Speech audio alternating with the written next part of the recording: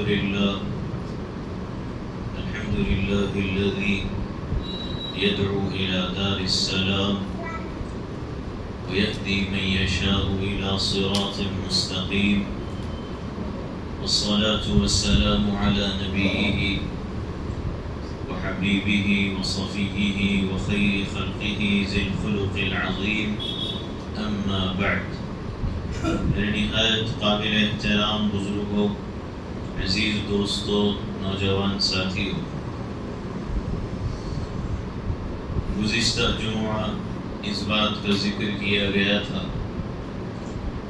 کہ اللہ تعالی نے ہم سب کو مسلمان ہونے کی حیثیت سے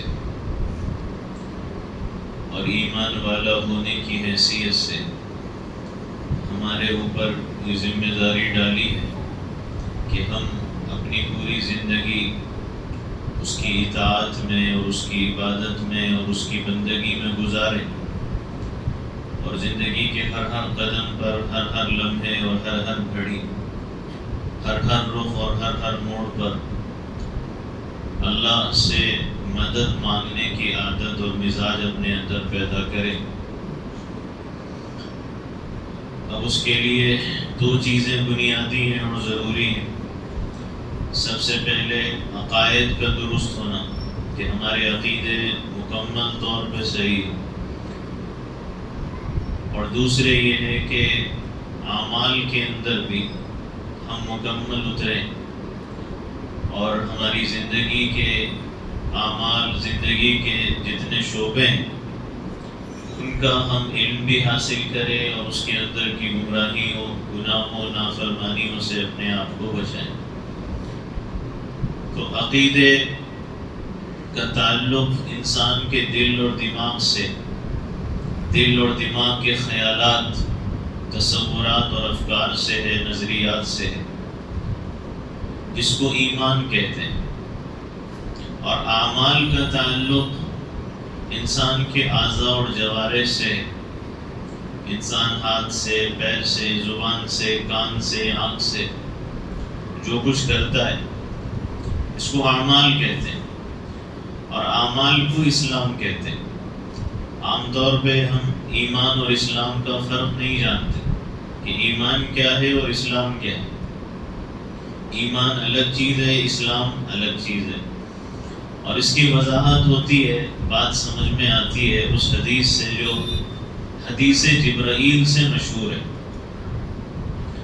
سیدنا عمر بن خطاب رضی اللہ عنہ ارشاد فرماتے ہیں کہ ہم دیگر صحابہ حضرت عمر کے ساتھ اللہ کے نبی علیہ السلام کی مجلس میں بیٹھے ہوئے تھے کہ ہم نے دیکھا کہ اچانک ایک شخص آیا، اس کے بدن پر انتہائی سفید لباس، سفید کپڑا، اور بال اس کے نہایت سیاہ کالے۔ وہ آیا اللہ کے نبی کے پاس اور بالکل قریب آ کے بیٹھ گیا، بلکہ اس قدر قریب ہو گیا کہ اس نے اپنا گھٹنا اللہ کے نبی کے مبارک گھٹنے سے لگا دیا اور اپنی ہتھیلیوں کو اللہ کے نبی علیہ السلام کے ران کے حصے پہ رکھ دیا۔ اب یہ بیٹھا، اب ہم جب اس کو دیکھ رہے ہیں اور ہماری نگاہیں اس کی طرف اٹھ رہی ہیں تو ہم سوچنے لگے کہ یہ کون آدمی ہے؟ اگر یہ مسافر ہے تو اس کی حالت یہ نہیں بتا رہی کہ یہ مسافر ہے، اور اگر ہمارے یہیں کا آدمی ہے، اسی علاقے کا، تو ہم میں سے اب تک تو اس کو کسی نے دیکھا نہیں، اجنبی محسوس ہوتا ہے، تو ہے تو کون ہے؟ ہم اسی سوچ میں اور اسی فکر میں ہیں کہ اچانک اس شخص نے اللہ کے نبی علیہ السلام سے سوال کیا، اور سوال کرتے ہوئے کہا کہ یا محمد اخبرنی عن الاسلام، کہ اے محمد صلی اللہ علیہ وسلم مجھے اسلام کے بارے میں بتائیے، اسلام کیا ہے؟ تو اللہ کے نبی علیہ السلام نے فرمایا کہ ان تشہد ان لا الہ الا اللہ وان محمد رسول اللہ وان تقیم الصلاة وتؤتی الزکاة وتصوم رمضان وتحج البیت ان استطعت الیہ سبیلا۔ کہ اسلام یہ ہے کہ اللہ کے ایک ہونے کی اور اللہ کے نبی کی نبوت اور رسالت کی گواہی دو، نماز قائم کرو، زکوٰۃ ادا کرو، رمضان کے روزے رکھو، اللہ نے حیثیت استطاعت دی ہے تو بیت اللہ کا حج کرو، یہ اسلام ہے۔ تو پھر اس شخص نے یہ پوچھا کہ یا محمد اخبرنی عن الایمان، کہ اے محمد صلی اللہ علیہ وسلم مجھے ایمان کے بارے میں بتائیے۔ اللہ کے نبی نے فرمایا کہ ایمان یہ ہے کہ ان تؤمن باللہ وملائکتہ وکتبہ ورسلہ والیوم الآخر والقدر خیرہ وشرہ من اللہ تعالی، کہ اے سوال کرنے والے ایمان یہ ہے کہ تم اللہ پر ایمان لاؤ، اس کے فرشتوں پر ایمان لاؤ، اس کی کتابوں پر ایمان لاؤ، اس کے رسولوں پر ایمان لاؤ، آخرت کے دن پہ ایمان لاؤ، اور اس بات پر ایمان لاؤ کہ جو کچھ برا اچھا ہوتا ہے کائنات میں اللہ کی تقدیر کے مطابق ہوتا ہے۔ حضرت عمر رضی اللہ عنہ فرماتے ہیں کہ اس شخص نے پہلے اسلام کے بارے میں سوال کیا، اللہ کے نبی نے اسلام بتایا، تو ہمیں تعجب یہ ہوا کہ آپ جو بھی جواب دیتے وہ یہ کہتا کہ صدقت، کہ آپ صحیح کہہ رہے ہیں، آپ کا جواب درست ہے۔ تو تعجب یہ ہوا کہ سوال بھی کرتا ہے اور اس سوال کے جواب کی تصدیق بھی خود کرتا ہے، اور پھر ایمان کے سوال کا اللہ کے نبی نے جواب دیا تو کہنے لگا صدقت، کہ بالکل آپ نے صحیح جواب دیا، ہم تعجب میں ہیں۔ پھر اس کے بعد اس نے مزید سوالات کیے کہ یا محمد اخبرنی عن الاحسان، کہ اے محمد صلی اللہ علیہ وسلم مجھے احسان کے بارے میں بتائیے کہ احسان کیا ہے۔ تو اللہ کے نبی نے فرمایا کہ ان تعبد اللہ کأنک تراہ فإن لم تكن تراہ فإنہ یراک، کہ احسان یہ ہے کہ تم اللہ کی عبادت اور بندگی اس انداز، اس تصور، اس دھیان کے ساتھ کرو گویا کہ تم خود اپنی نگاہوں سے اللہ کو دیکھ رہے ہو۔ اگر یہ احساس پیدا نہ ہو تو اتنا تو ہو کہ اللہ تمہیں دیکھ رہا ہے، یہ احسان ہے کہ اس احساس اور دھیان کے ساتھ زندگی گزار۔ پھر اس نے مزید سوال کیا کہ یہ جواب میں یہی کہا کہ آپ نے صحیح جواب دیا ہے، پھر یہ کہا کہ یا محمد اخبرنی عن الساعہ، کہ اے محمد صلی اللہ علیہ وسلم مجھے قیامت کے بارے میں بتائیے۔ اللہ کے نبی نے فرمایا کہ مل مسئول منها باعلم من السائل، کہ جس سے سوال کیا جا رہا ہے وہ سوال کرنے والے سے زیادہ اس بارے میں نہیں جانتا۔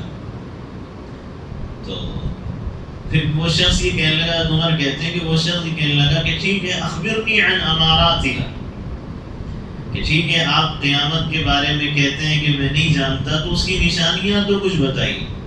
تو اللہ کے نبی نے اس موقع میں فرمایا کہ ان تلد الامۃ ربتها، جس کا لفظی مطلب یہ ہے کہ جو باندھی ہوگی وہ اپنی مالکن کو جنے گی۔ اب اس کا جو مطلب اور اس کی وضاحت علماء نے کی ہے وہ یہ کی ہے کہ اس سے ایک اشارہ ہے، الفاظ تو یہ ہیں، جملے تو یہ ہیں کہ باندھی اپنی مالکن کو جنے گی، لیکن اصل مطلب اور اشارہ اس سے اس طرف ہے کہ جس اولاد کو ماں باپ جنتے ہیں، ماں جس اولاد کو جنتی ہے تو وہ اولاد ایسا سلوک کرے گی آگے چل کے، یہ قیامت کی نشانی ہوگی کہ جس ماں نے اولاد کو جنا ہوگا، بیٹے کو بیٹی کو، تو وہ ایسا سلوک اپنی ماؤں کے ساتھ کریں گے جیسے کہ خود انہوں نے ان ماؤں اور باپوں کو جنم دیا ہے۔ یعنی یہ اولاد نہیں ہے بلکہ یہ ماں باپ ہیں، اور ان کے جو ماں باپ ہیں وہ ان کی اولاد ہے، ان کا سلوک اور برتاؤ یہ بتائے گا، یہ نشانی ہے قیامت۔ اور پھر مزید اللہ کے نبی نے اس شخص کو یہ جواب دیا، عمر فرماتے ہیں کہ اللہ کے نبی نے فرمایا کہ وَأَن تَرَى الْحُفَاةَ الْعُرَاةَ الْعَالَ رِعَاءَ الشَّاةِ يَتَطَاوَلُونَ فِي الْبُنْيَانِ، اور تم یہ دیکھو گے، قیامت کی نشانی یہ بھی ہوگی کہ تم یہ دیکھو گے کہ خالی ہاتھ ننگے پیر چلنے والے، جن کے پاس کپڑے بھی پورے نہیں ہوں گے، وہ بڑی بڑی بلڈنگیں بنانے میں فخر کریں گے اور بڑی بڑی عمارتیں بنانے میں ایک دوسرے سے آگے بڑھ کے بازی لے جانے کی کوشش کریں گے۔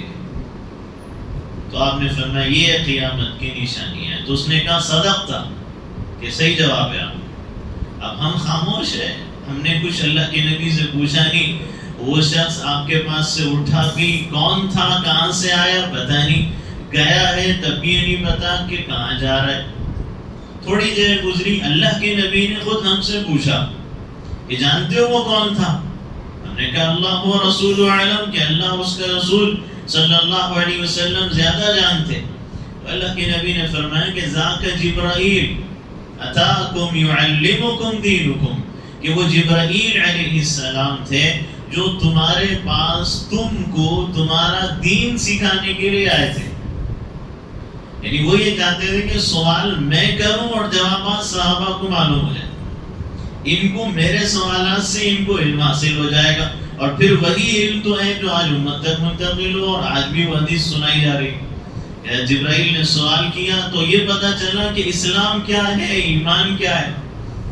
اسلام ظاہری اعمال کا نام ہے، ایمان کا تعلق دل اور دماغ کے عقیدے سے ہے. تو ایمان بھی صحیح اور مکمل ہونا ضروری ہے، اسلام بھی صحیح اور مکمل ہونا ضروری ہے. تو اس لیے انشاءاللہ ہمارے پاس دونوں باتیں جاری رہیں گی، ایمان کی بات بھی ہوگی، اسلام کی بات بھی ہوگی، تاکہ دونوں باتیں زندگی کی ضروریات ہیں، اور زندگی میں انسان کو ان سے گزرنا پڑتا ہے، سابقہ پڑتا ہے. تو دونوں چیزیں درست ہونا ضروری. تو ایمان کے متعلق بہت سی باتیں آئیں کہ ہمارے عقائد درست ہونا اور صحیح ہونا ضروری ہے، ورنہ اگر ایمان صحیح نہیں ہوگا تو ہمارا جو اسلام ہوگا وہ معتبر نہیں ہوگا، ہمارے اعمال بھی مقبول نہیں ہوں گے، بلکہ وہ مردود ہو جائے گی. ایمان کے اندر عقیدے کی درستگی میں یہ بات بھی شامل ہے کہ جب ہم اللہ کی پرستش کرتے ہیں اور یہ اقرار کرتے ہیں کہ ہم خدا پرست ہیں، تو پھر ہماری زندگی میں شخصیت پرستی بھی نہ ہو. شخصیت پرستی بھی ہماری زندگی کے اندر نہ ہو.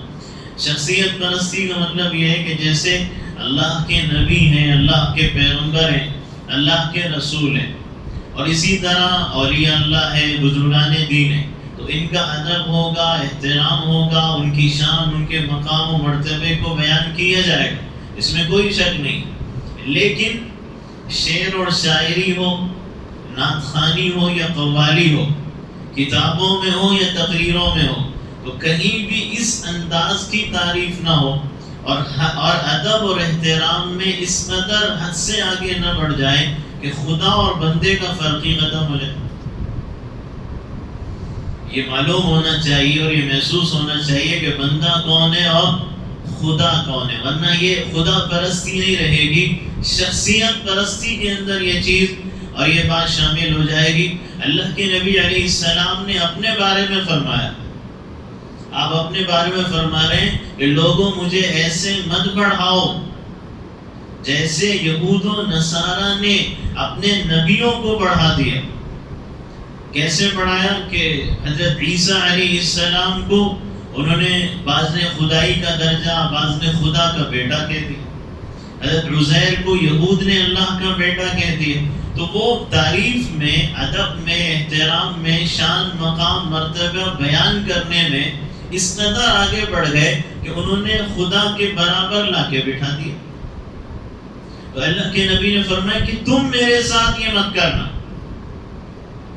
بلکہ آپ نے فرمایا کہ میں اللہ کا بندہ ہوں اور اس کا رسول ہوں.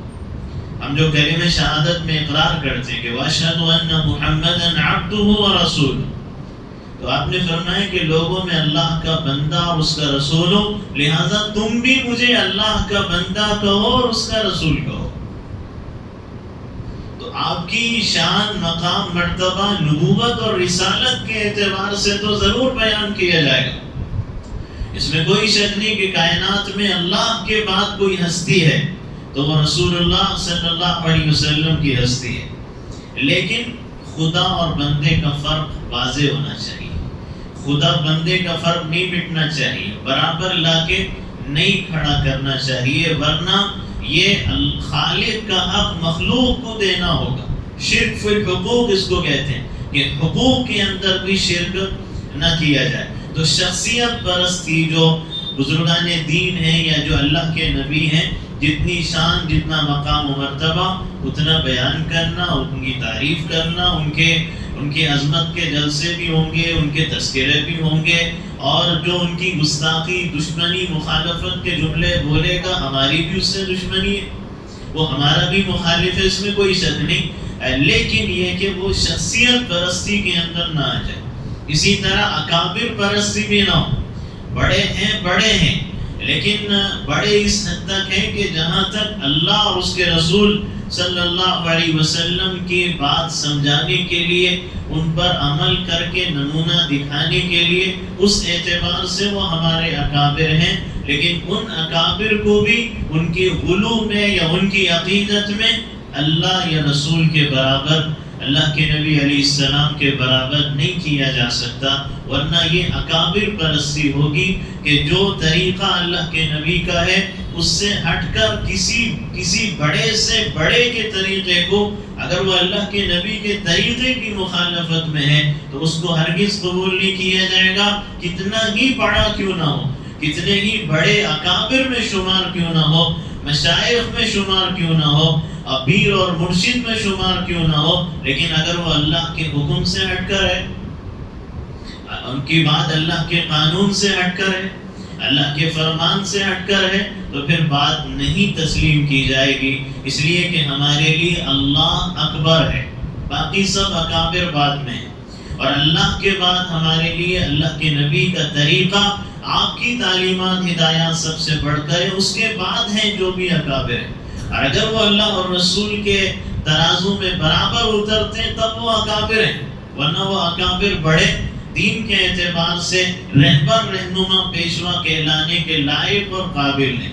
تو عقیدے کے اعتبار سے شخصیت پرستی کا انداز بھی نہ ہو، اکابر پرستی کا انداز بھی نہ ہو، اور اسی طرح عقیدے کے اعتبار سے یہ بھی ضروری ہے، اس سے پہلے بھی اس کا ذکر کیا گیا، مزید اس کی وضاحت کہ اللہ تعالیٰ نے قرآن کریم میں بھی منع فرمایا کہ رکوع اور سجدہ صرف اللہ کو کیا جائے گا، اللہ کے علاوہ کسی کو نہیں کیا جائے گا، تو اس لیے بندوں کے ساتھ کوئی ایسا انداز اختیار کرنا غلط ہے۔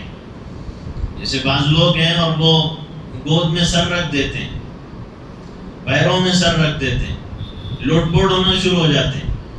کیوں بھائی؟ پیر صاحب ہیں، مرشد صاحب ہیں، بزرگ ہیں، پیر ہیں، مرشد ہیں، بزرگ ہیں، لیکن سجدہ صرف اللہ کو کیا جائے گا۔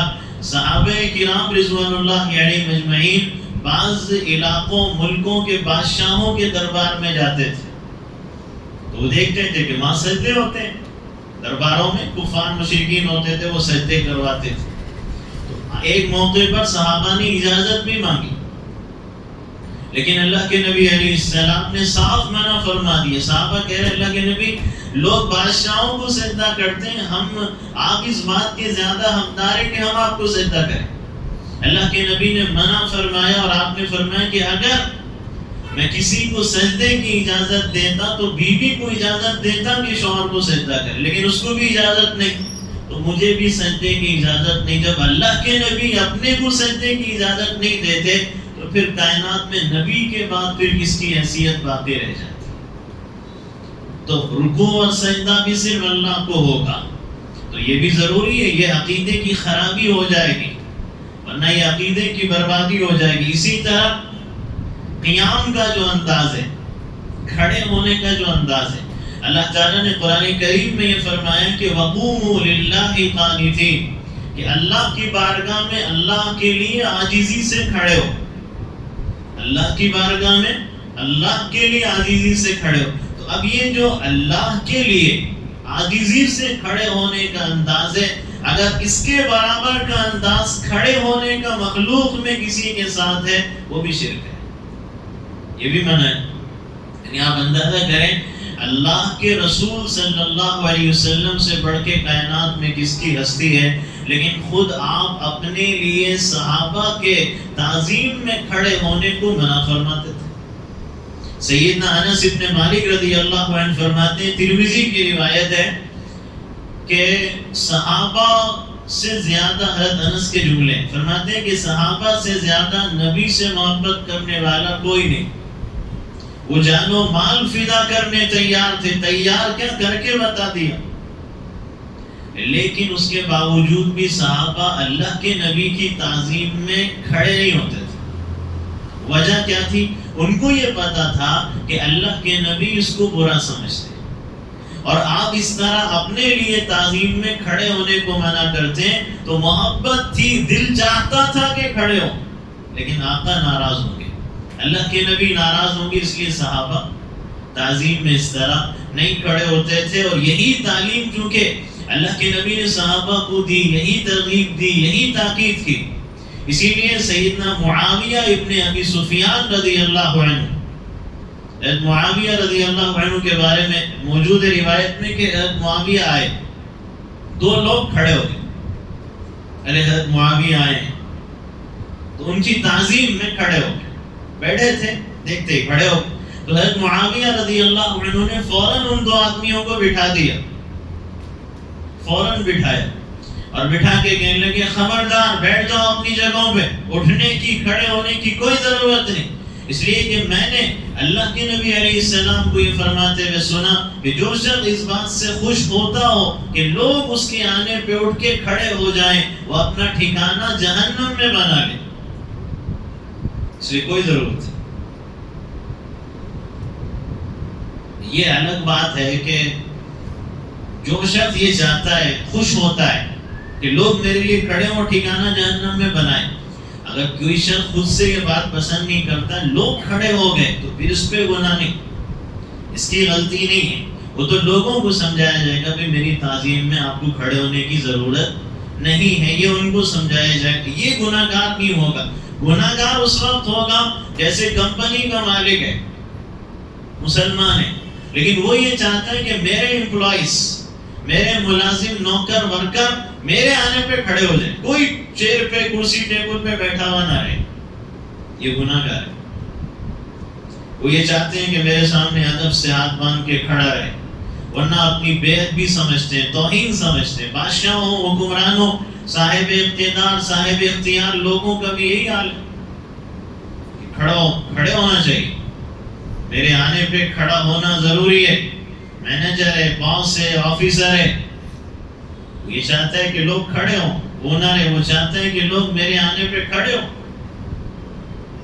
استاد یہ چاہتا ہے کہ میرے آنے پہ شاگرد کھڑے ہو جائیں.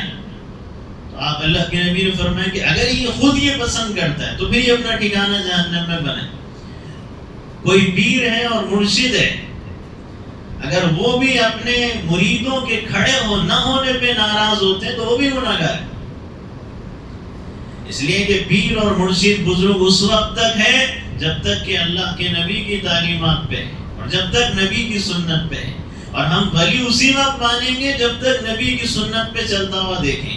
نبی کی سنت سے ہٹے دنیا کرتبوں کرشموں پہ ولی مانے، لیکن اس کو شریعت کی روشنی میں ولی پیر مرشد نہیں مانا جا سکتا. تو اس لیے تعظیم کے ساتھ کھڑا ہونا، بالکل ہاتھ باندھ کے کھڑا ہونا ضروری سمجھنا، یا کوئی کسی کا اس بات کو پسند کرنا کہ کوئی میرے لیے کھڑا ہو، یہ درست نہیں ہے، جائز نہیں. ہاں وقتی طور پہ آپ کھڑے ہو گئے یا کسی نے آپ سے کھڑے ہونے کو کہا نہیں ہے، آپ خود کھڑے ہو چکے، آپ کا مقصد کوئی تعظیم اس کی نہیں تھی، خاص طور سے آپ کا مقصد یہ تھا کہ میں اس سے ملنے کے لیے کھڑا ہو جاؤں گا، مسافے کے لیے کھڑا ہو جاؤں گا، معانقے کے لیے کھڑا ہوں گا. بھئی آئے ہیں، بڑی دیر کے بعد سامنا ہوا تو کچھ ملاقات ہوگی، کچھ بغل گیر ہوں گے، کچھ گلے مل لیں گے، یہ باتیں الگ. لیکن تعظیم کے ساتھ کہ اگر نہیں کھڑا ہوگا تو یہ کیا سمجھے گا، یہ بے ادبی سمجھے گا، توہین سمجھے گا، تعظیم کے خلاف سمجھے گا. اس کی اجازت نہیں ہے. تو یہ وہ چیزیں جن کا تعلق بھی عقائد کے ساتھ ہے، تو یہ ایمان بھی مکمل طور سے صحیح ہونا ضروری ہے، ورنہ یہ حقوق کے اندر شرک ہوگا. کیونکہ تعظیم کے ساتھ کھڑا ہونا اللہ کا حق ہے، بندوں کا نہیں. رکوع اور سجدہ اللہ کا حق ہے، بندوں کا نہیں. پرستش اللہ کا حق ہے، کسی شخصیت کا نہیں. تو اس لیے حقوق کے اندر شرک ہوگا اگر مخلوق کے ساتھ اور اللہ کے بندوں کے ساتھ یہ طرز عمل اور اگر یہ انداز اختیار کیا جائے. تو اس لیے ایک تو بات ایمان کی ہے اور پھر دوسری بات ہے اسلام کی.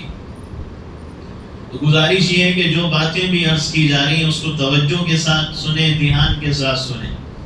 بعض حضرات کو خیر ایک طبیب تقاضا ہوتا ہے آرام کا، نیند کا، ہو سکتا ہے وہ جاگ رہے ہوں، صبح سے بیدار ہوں. گزارش ہے تھوڑی ہمت کر لیں اور بیدار رہیں، آنکھیں کھول لیں، اگر بند ہو رہی ہوں ذرا آنکھوں کو مل لیں تاکہ بیداری اور توجہ سے بات کو سن سکیں. ہفتے کا ایک دن ہے، جمعہ کا دن ہے، آدھے پون گھنٹے کی اندر کی بات ہوتی ہے، تو ہفتے کے ایک دن اللہ اور رسول کی کچھ باتیں سننے کے لیے کان بھی کھول لیے جائیں، آنکھ بھی کھول لی جائے۔ اور بعض مرتبہ کیا ہوتا ہے، اگر دوران بیان سو جائیں اور پھر اگر کرسی پہ ہو اور ٹیک لگا کے سوئیں تو اس کا دھیان ضروری ہے کہ ٹیک لگا کے سوئیں گے تو آپ کے وضو کا مسئلہ ہو جائے گا، تو اس لیے اس کا خیال اور دھیان ضروری ہے۔ اس لیے کہ جو باتیں سنائی جا رہی ہیں یہ بہت اہم ضروری باتیں ہیں، اس لیے کہ باتوں کو سننا بھی ہے، سمجھنا بھی ہے، یاد بھی رکھنا ہے، تین کام کرنے ہیں، سننا بھی ہے، سمجھنا بھی ہے، یاد بھی رکھنا ہے۔ بعض مرتبہ لوگ سنتے ہیں سمجھتے نہیں، بعض مرتبہ سمجھتے ہیں یاد نہیں رہتا، بعض مرتبہ سنتے بھی ہیں یاد بھی رہتا ہے، سمجھتے نہیں۔ تو تینوں چیزیں ضروری ہے، سننا بھی ہے، سمجھنا بھی ہے، یاد بھی رکھنا ہے، اور ایسے سمجھنا یاد رکھنا ہے کہ آپ آگے سنانے اور سمجھانے کے قابل بنے۔ یہ نہیں کہ مسجد سے نکلے آدھے گھنٹے بعد بھول گئے، شام تک یاد رہا پھر جمعہ کا بیان بھول گئے۔ یہ جو باتیں یہاں عرض کی جا رہی ہیں یہ بہت اہم اور ضروری باتیں ہیں، اور ممکن ہے کہ زندگی میں کبھی سننے کو نہ ملے، اس قدر تفصیل سے شاید کسی نے بیان کیا ہو تو آپ نے سنا ہو۔ میں پورے یقین کے ساتھ یہ بات کہہ سکتا ہوں، اتنی تفصیل سے بات ایمان کی اور عقیدے کی عام طور پہ آپ کو سننے کو نہیں ملے گی، اور یہ ریکارڈ بھی اس لیے کیا جا رہا ہے کہ یہ بات آگے تک پہنچے، یا صرف مسجد وزیر النساء تک محدود نہ رہے، اور مرد حضرات بھی سنیں اور گھر کی خواتین کو بھی آپ سنائیں۔ یہ عورتیں خواتین یہاں نہیں آ سکتی اس موقع پر، لیکن وہ محروم نہ رہے ان باتوں کو سننے سے، اس لیے اس کو خاص طور سے ریکارڈ کرنے کا اہتمام کیا جا رہا ہے۔ تو ایک بات تو ایمان کی ہے، دوسری بات ہے اسلام کی، اور اسلام میں نے ابھی وضاحت کی نا کہ اسلام ظاہری اعمال کا نام ہے۔ تو اب اسلام کے متعلق جو بات ہمارے درمیان 2 جمعوں سے چل رہی ہے وہ طہارت کی بات ہم نے شروع کی۔ بہت سی باتیں، آداب زندگی بھی بہت اہم ہیں، اور میں یہ بھی یقین سے کہتا ہوں کہ زندگی کے آداب جو ہے نا یہ بھی عام طور پہ ہمارے ممبروں پہ بیان نہیں کیے جاتے کہ زندگی گزارنے کے آداب کیا ہیں۔ بعض حضرات سے یہ سننے کو ملا، انہوں نے کہا صاحب زندگی گزر گئی، یہ باتیں سننے کو نہیں ملی۔ تو یہ آداب زندگی بھی بہت ضروری ہے۔ تو طہارت کے متعلق اور بہت سی باتیں انشاءاللہ آئیں گی، ایک بات مکمل ہو جائے پھر اور بہت سی باتیں، بعض حضرات کا تقاضا ہوتا ہے بھی یہ بات بھی ہو، یہ بات بھی ہو، تو انشاءاللہ وقت کے حساب سے ساری باتیں ہوتی رہیں گی۔ تو طہارت کے متعلق بہت سی باتیں سامنے آئی، مزید اس کی تفصیلات میں یہ بات عرض کرنا ہے کہ گزشتہ جو 2 جمعوں سے یہ عرض کیا جا رہا ہے کہ ہمارے زندگی گزارنے میں آداب زندگی بتانا سننا کیوں ضروری ہے، تاکہ مسلمانوں میں اور غیر مسلموں میں فرق نظر آئے، اور تاکہ انسانوں اور جانوروں کی زندگی گزارنے میں فرق نظر آئے۔ 2 باتیں، اور تیسری بات یہ ہے کہ آپ کا جو ایمان ہوگا وہ آپ کے مسجد تک محدود ہوگا، آپ کے دل و دماغ کے عقائد اور خیالات تک محدود ہوگا، آپ کے ایمان کا جو اظہار ہوگا وہ آپ کے اسلام سے ہوگا۔ ظاہر سی بات ہے کہ غیر ایمان والے آپ کے اسلام کو دیکھیں گے، اور آپ کا اسلام زندگی گزارنے کے طور و طریقوں سے معلوم ہوگا کہ یہ ان کا اسلام ہوتا ہے اور مسلمان یہ زندگی گزارتا ہے۔ ورنہ آپ اگر اپنی زندگی کے آداب سے غلط تصویر پیش کریں گے تو اس کا مطلب یہ کہ اسلام کی غلط امیج غیروں کے سامنے جائے گی۔ تو اسی لیے طہارت کے متعلق بھی معلومات ضروری ہے، بیداری ضروری ہے، شعور ضروری ہے۔ یہ ذکر کیا گیا تھا کہ ضرورت پوری کرتے وقت خیال رکھا جائے کہ کہاں کرنا کہاں نہیں کرنا۔ اس میں یہ بات بھی ہے کہ اللہ کے نبی علیہ السلام نے بلوں اور سوراخوں میں پیشاب کرنے سے منع فرمایا۔ وجہ اس کی یہ ہے کہ وہاں کیڑے مکوڑے ہوتے ہیں، ان کو تکلیف، اور پھر انسان کی خود اپنی جان کو بھی اندیشہ ہے، زہریلا کیڑا نکل گیا، کوئی سانپ نکل گیا، کوئی بچھو نکل گیا تو خود اس کو نقصان اور تکلیف ہو سکتی، اس لیے اللہ کے نبی علیہ السلام نے اس سے منع فرمایا۔ اور اسی طرح اپنے گھر کے اندر بھی صفائی ستھرائی ضروری، گھر کے اندر بھی پاکی صفائی کا اہتمام رکھا جائے۔ غیر ایمان والے وہ اپنے گھروں میں کتے رکھ لیں، اور اگر مسلمان بھی رکھے تو فرق کیا رہے؟ غیر ایمان والے اپنے گھروں میں برہنہ بے لباس آدھے ادھورے لباس کی تصاویر فوٹوز لگا لے، یہ مسلمان بھی لگا لے، تو یہ اپنا اسلام کیسے بتائے گا؟ اس کا اسلام تو اسی سے معلوم ہوگا۔ اب غیر ایمان والے ہیں یا جہالت ہے جن کی زندگی میں، وہ اپنے گھروں میں فلم ایکٹروں کی تصویریں لگاتے ہیں۔ تو اب یہ مسلمان اگر لگا رہا ہے تو یہ اپنے عمل سے کیسا اسلام پیش کرے؟ تو یہ ضروری ہے کہ زندگی کے ہر آداب کے اندر اس کا خیال رہے، اور گھر کے اندر کی صفائی ستھرائی کا اہتمام بہت ضروری ہے کہ گھر کے اندر ہیں آپ تو گھر کے اندر یہ نہ ہو کہ بھئی گھر صاف کر رہے ہیں تو کچرا وہیں باہر پھینک دیا، چبوترے کے پاس، سیڑھی کے پاس، گھر کے ڈور دروازے کے پاس، آنے جانے والے راستے گزرگاہ سڑک پہ، روڈ پہ، گلی میں کچرا پھینک دیا۔ یہ نہ ہو۔ آپ مسلمان ہیں، آپ کا اسلام اب ظاہر ہوگا، اب معلوم ہوگا کہ یہ محلہ ہے، یہ بستی ہے، یہ گھر مسلمانوں کا ہے، ان کے گھر کے سامنے کچرا ہوتا ہے یا ان کا کچرا کچرا خانے میں ہوتا ہے، ان کا اسلام اب پتہ چلے گا۔ تو اس لیے تھیلا ہے، بکیٹ ہے، اس کے اندر کچرا ڈال لیا جائے، اس کے بعد لے جا کے جہاں کچرا پھینکنا ہے وہیں لے جا کے پھینکا جائے، بلکہ گھر کے اندر مزاج بنایا جائے کہ بھئی گھر کے اندر اگر چاکلیٹ کی کور بھی گرتی ہے، آئس کریم کی کور ہے، ٹیشو پڑا ہے، کاغذ پیپر پڑا ہے، کوئی پھل فروٹ کے چھلکے پڑے ہیں، کوئی دانہ پڑا ہوا ہے، تو گھر کے اندر بچپن سے یہ مزاج اور طبیعت عادت بنائے بچوں کی، نہیں بچہ ہے چھوڑو، پھینکتا ہے، کھاتا ہے، گندگی کرتا ہے، نہیں، اس سے کہو لے جاؤ، اٹھاؤ، وہ ڈسٹ بن ہے اس میں ڈالو۔ بچپن سے یہ طبیعت، یہ مزاج، یہ عادت بنانی چاہیے۔ اور بچوں کو بھی پیشاب اور بڑی ضرورت کے معاملے میں بچوں کو بھی بچپن ہی سے تربیت دی ہے۔ یہ ساری غلطیاں بچپن کی ہوتی ہیں، یہ جوانی میں جو نہیں چھوٹتی نا، عادت جڑ پکڑ لیتی، یہ بچپن کی ہوتی۔ صورتحال یہ مسلمان ہے، لیکن کئی جگہ دیکھا جاتا ہے جہالت اور بے شعوری، کم علمی کی وجہ سے یہ نظر آتا ہے کہ گھر کی عورتیں اپنے بچوں کو گھر کے اطراف میں پیشاب کرا رہی، گھر کے اطراف میں اس کو پاخانہ کرا رہی، سڑک کے کنارے، روڈ کے کنارے بچے کو بٹھا دیا، وہیں پیشاب کرا دیا، وہیں بڑی ضرورت سے فارغ کرا دیا۔ اب نتیجہ کیا ہوتا ہے کہ گھر کے اطراف میں گندگی پھیل رہی ہے، ماحول اور فضا گندی بدبودار ہو رہی ہے، اور پھر یہ جس گھر میں رہ رہی ہے یہ عورتیں، اور جس گھر میں ہم رہیں گے تو کیا اس بول و براز کی گندگی بدبو ہمارے گھر تک نہیں آئی؟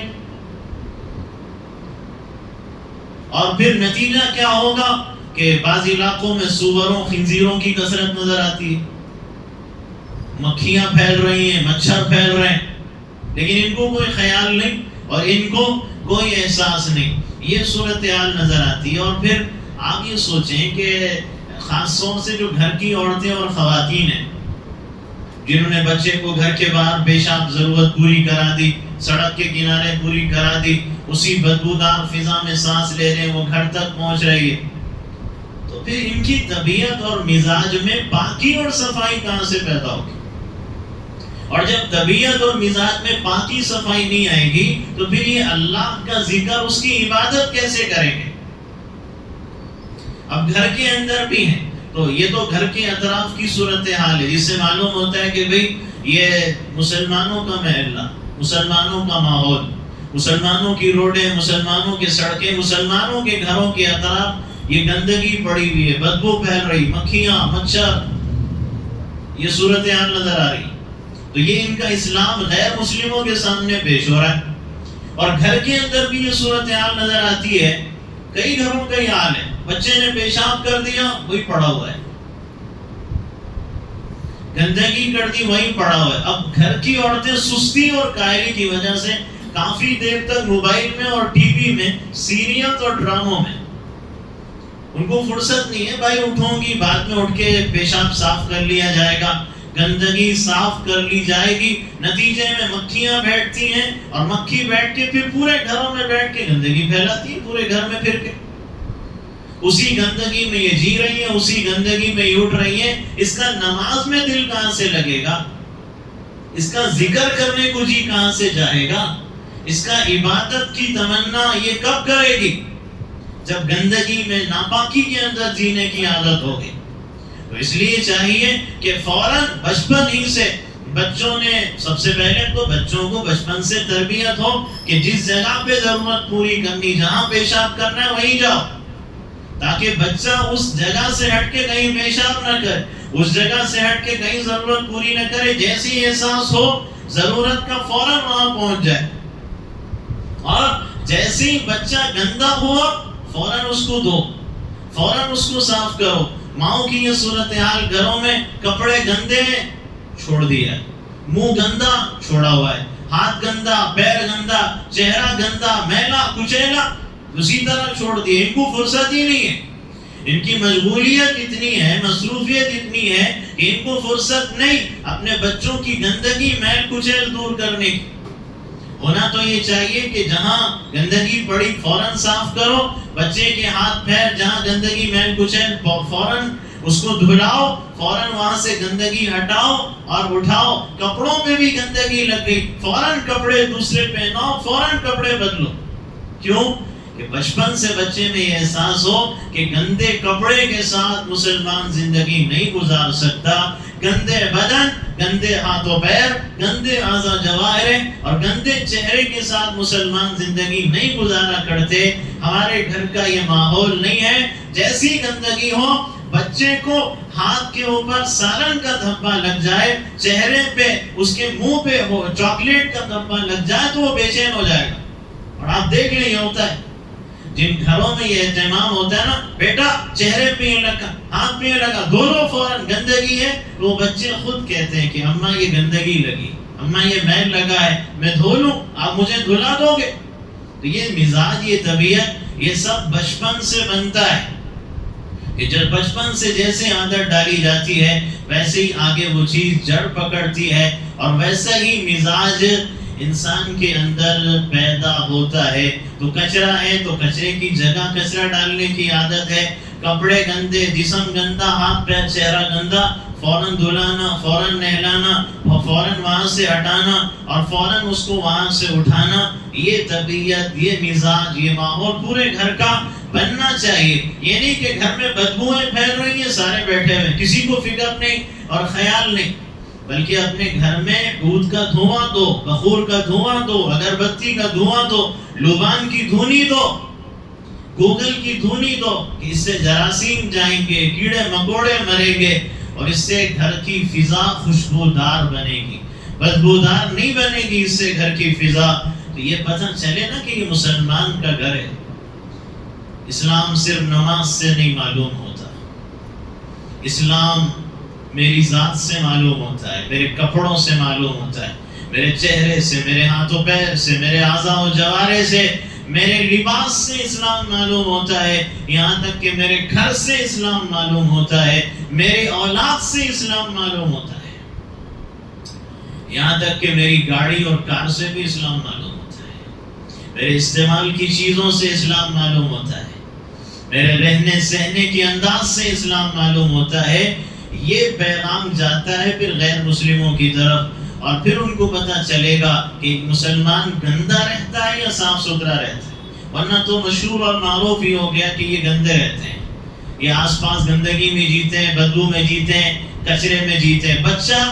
بچے کو نہ گندا رہنے دیا جائے نہ ننگا رہنے دیا جائے. کئی جگہوں پہ یہ صورت ہے، محلوں میں، علاقوں میں بچے گندا پھر رہا ہے، ننگا پھر رہا ہے، کوئی بگڑ نہیں، پھرتا ہے. نہ ماؤں کو احساس ہے نہ باپ کو احساس ہے. یہ کیسی بے شرمی ہے، کیسی بے حیائی مزاج میں آ گئی کہ اس کو گندا ننگا پھرنے دیا جاتا ہے. پھرتے رہو بھائی، بچپن سے اس کو بتاؤ کہ تم نے اگر واش روم بھی جانا ہے، وہاں سے نکلنا ہے تو تم نے فوراً پائجامہ پہن لینا، فوراً ٹریک پہننا، فوراً پینٹ پہننا ہے. بتاؤ تاکہ وہ خود محسوس کر لے کہ نہیں، ننگا رہیں گے تو مار کھائیں گے اور ہمارے گھر میں اس چیز کو پسند نہیں کیا جاتا، لیکن کئی گھر، کئی بستیاں ایسی ہیں کہ جہاں پہ مسلمان بچے ننگے گندے پھرتے بھی ہیں، اسی حالت میں چلتے پھرتے، اٹھتے بیٹھتے، پیشاب گندگی پھیلاتے رہتے ہیں، لیکن مسلمان اپنی نماز پہ خوش ہے، اپنے روزے اور حج اور زکوٰۃ پہ خوش ہے، یہ سمجھتا ہے کہ بس یہ کافی ہے، لیکن غیر مسلموں میں کیا امیج اور تصویر جا رہی ہے اس کے بارے میں نہیں سوچا جاتا، تو اس لیے اس پر دھیان اور توجہ دینے کی ضرورت ہے۔ باقی اس بارے میں انشاءاللہ تسلسل سے مزید باتیں سامنے آتی رہیں گی۔ ہم جل شانہ ان باتوں کو سمجھنے اور اس پر عمل کرنے کی توفیق عطا فرمائے۔ اخیر میں ایک اعلان یہ ہے